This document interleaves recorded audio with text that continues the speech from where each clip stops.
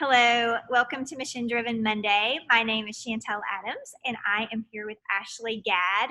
Ashlee and I met in 2016. We were on a mission trip to Guatemala with Children's Hope Chest, and I really got to know her over the course of about 5 days and learn more about the work that she does. She has a great blog called Coffee Crumbs, and it's a group of women that actually contribute to that blog who are in different stages of motherhood. She wrote a book called The Magic of Motherhood, and obviously she is a mother. She has 3 kids, 2 little boys, and a baby girl, and you never know because look how fabulous and put together she looks. Oh gosh, it was only just all morning of prepping for this video. Well, you make motherhood look easy, so thank you for being with me today. Thank you for having me. What an honor to be here in your fabulous lineup of women. I'm really honored. Well, thank you. So the way this works is that every Monday we ask 3 questions, and it really kind of helps us touch on your past, present, and future. So kind of like where we came from, what we're learning right now, and then the person that we want to be. And so we're going to get started with that first question. And Ashlee, I want you to kind of tell me a little bit about your proudest accomplishment. Sure. So my proudest accomplishment, I'm sure this probably doesn't come as a huge shock to anyone who knows me or is familiar with the work that I do, but I would say that my proudest accomplishment is definitely Coffee Crumbs. And I say that for a few reasons, one of which is it's really the accomplishment that I think has been the most personally fulfilling to me, just as a creative and as a wife and a mother and a human. I've just found great fulfillment and joy and delight in the work that we do at Coffee Crumbs. And secondary to that, I really feel like Coffee Crumbs kind of as a whole has really expanded my view of motherhood. It's really given me just a greater lens to view this role and this work and what it means to be a mother. I think before I became a mom, I just had a really narrow scope of what motherhood entailed, both, you know, before people became a mother and just even like how motherhood would manifest in kind of a daily family rhythm. I had just a really limited view of that based on what I knew from my own personal experience growing up with a mom and just kind of what I saw in my peers or in my sort of just like inner circle. And ever since doing the work at Coffee Crumbs and being able to read and steward the stories of so many women who have had really different journeys into motherhood and really different experiences since becoming mothers, I feel like it's just really grown my empathy and my understanding of what it means to be a mom. And that has also really just fulfilled me. And I consider it just such a joy and an honor that I've been able to possibly help other women have that same experience of just kind of expanding their view on what it means to be a mother. Yeah, one of the things that I love about your blog is that you do bring together so many different voices. You know, there's lots of mommy bloggers out there, but they're just one mommy blogger, and you have brought together this collection of voices that really have showcased, like you said, all the different ways, not only to be a mom, but to become a mom and what that actually looks like. And also the voices that you have, you have pulled together writers who not only have kids in different like stages of life, but also women from all different parts of the country, which is really fascinating because I think that there are some cultural differences, you know, in where we grow up. Like you're from California and I live in Atlanta, and there's just some differences there. So it's kind of cool. Yeah, that's something that we've really just tried to steward like an open space where women feel comfortable and vulnerable sharing their stories and trying to create sort of a safe haven for those stories to land. And I love every once in a while, you know, we get submissions from women who don't even live in the United States, which is so cool. And again, just such an honor to be able to have a place for those stories to be published. But I love reading about motherhood in other realms, you know, and how it looks and how it feels and how it sounds and how it smells. And it's just, I love getting that really distinct vision of what motherhood looks like, yeah, in other families and other homes and other places. And it's definitely like my prayer that we will continue to have a space where we can cultivate like diversity of stories there and hear from, you know, working moms, single moms. We want to be able to hear from all of those different kind of walks of life. And I can imagine that probably one of the most rewarding things for you is just when you see those stories published, that some of the comments are like, me too, me too.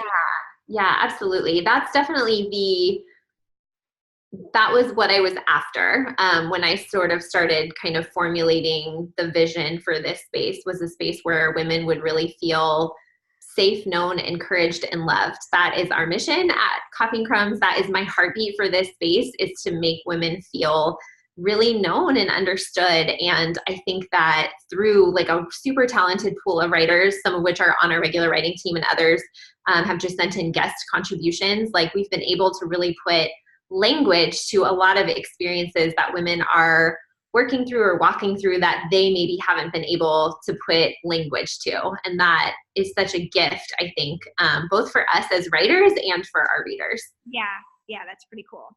Well, we didn't talk about this beforehand, but I just want to ask you, what is your favorite thing about motherhood? Oh gosh.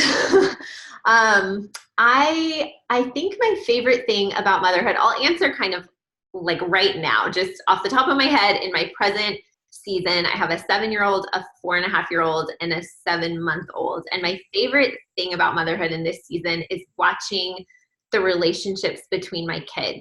That is something that I don't know. It's not that I never gave thought to it or never gave weight to it before I became a mother, but it's just something I didn't spend a ton of time thinking about, like what that sibling relationship would really look like between my kids and how it would manifest with their little personalities. And, you know, we just brought home a baby this year, and it's just been so sweet and rewarding to watch the joy that my older two feel toward the baby and the love that they have for her and the way that they just adore her and fawn over her. And I love that right now is just like my favorite thing. You know, I can see them being older brothers when she's a little bit older, and she's always going to have these two brothers to kind of, you know, protect her and look out for her. And I love seeing it right now, even though they're so little. I just love watching that. Yeah, that's really fun. So that's a good segue into our next question, where I like to talk about what we're learning right now in this season.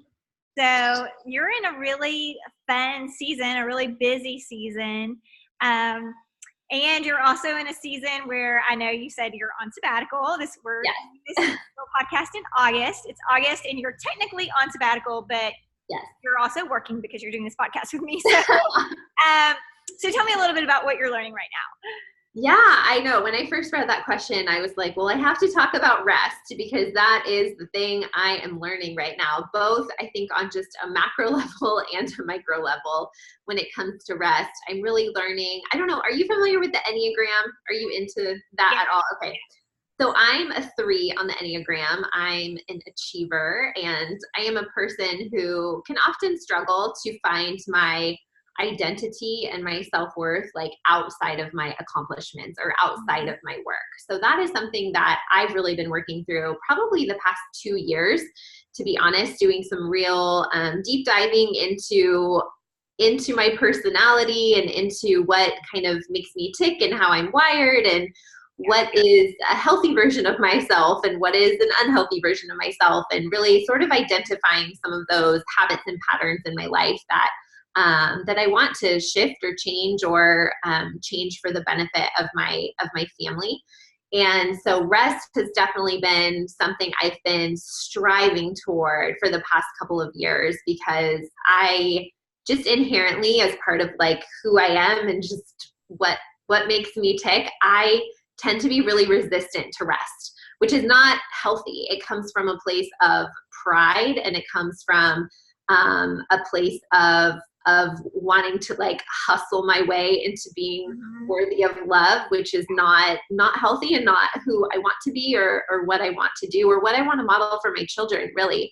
So I've been learning to rest sort of on a macro level of, you know, rest is important and it's sacred, and God rested on the seventh day. And if God rested and modeled that for us, like, who am I to claim that I don't need that? You know, I know that I need this to be a healthy version of myself. And I know that I need just that kind of like frequent reminder that when I'm resting, I am still worthy of love, and I am still a person, you know, who has an identity outside of my work and my hustling and my achievements.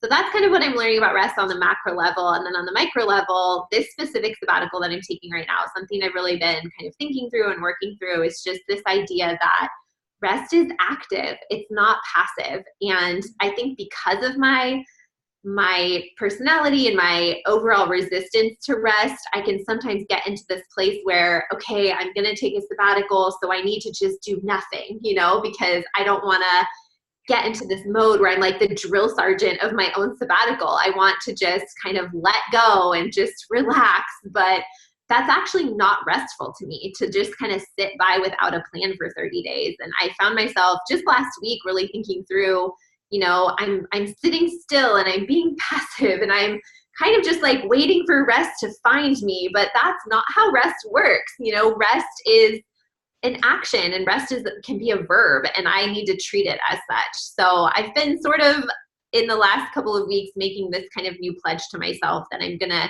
treat rest as something to do. And in that, it's an important thing to do, and treat it as an active thing that I'm pursuing and not something I'm passively waiting to happen to me. Yeah. That's not really how rest works.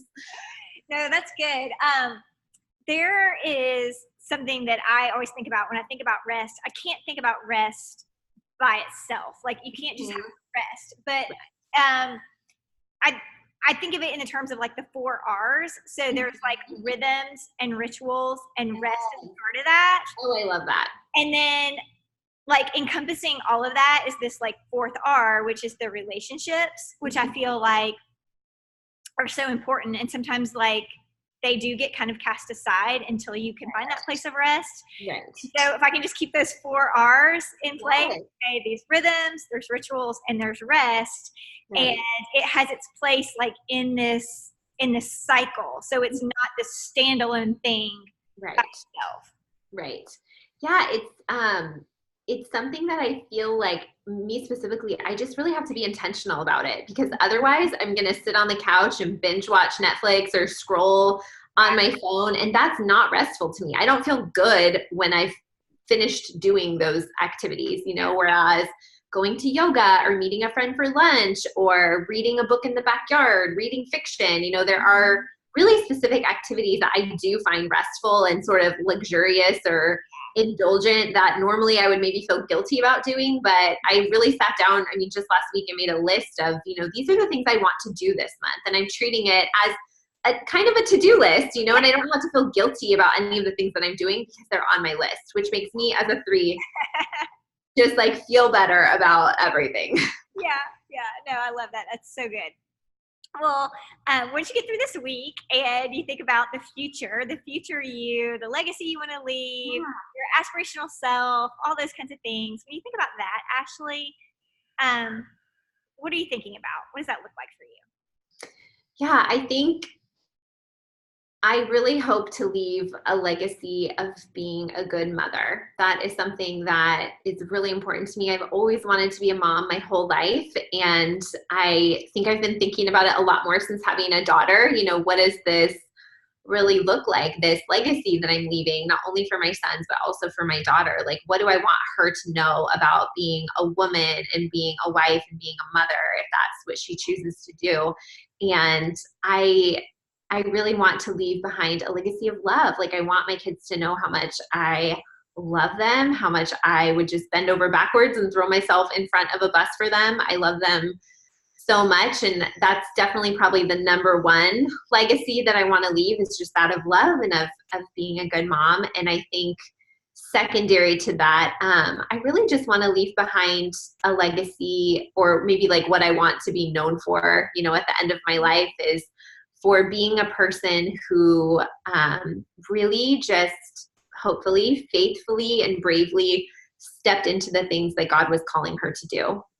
There's a quote by Irma Bombeck, and it's, "When I stand before God at the end of my life, I would hope that I could say, I have not one single bit of talent left. I used everything you gave me."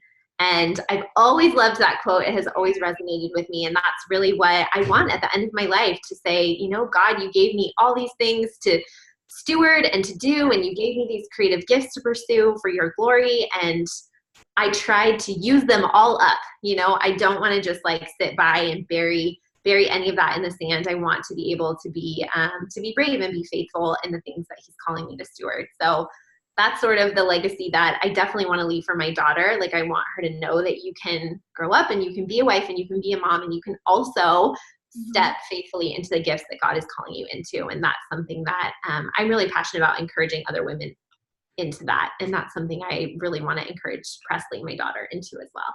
Yeah. And I love that too. It's something I have been thinking about. I have 2 daughters as well. And, you know, there are so many things that as women, like, just call our attention. But I've realized over the course of my own life, like, there's so many different expressions of your gifts. Like, they may not be expressed in the ways that you thought that they would be, but your gifts are innate and given to you by God, and he will find a way for them to be used in the world. Yeah. It's really good. Well, I have loved this conversation, and it was so fun talking with you. Thank you. Yeah, thank you so much again for having me. I love this format of just the 3 questions. It didn't feel too daunting. I just thought about my answers in the shower this morning, and it was just very, very simple, and I really enjoyed this conversation. So thank you for having me. Yeah, it was really fun. And I will post a link to Ashlee's website. If you are a mom, you definitely want to check this out. Her book, The Magic of Motherhood, is awesome. And Ashlee, if there's any other resources that you want me to share, I will be happy to do so. So just send those to me in an email. Okay, sounds good. I love it. Well, thank you. And I hope that you enjoy the rest of your sabbatical. Get some rest. Thank you. I will. Okay. See you later. Thank you.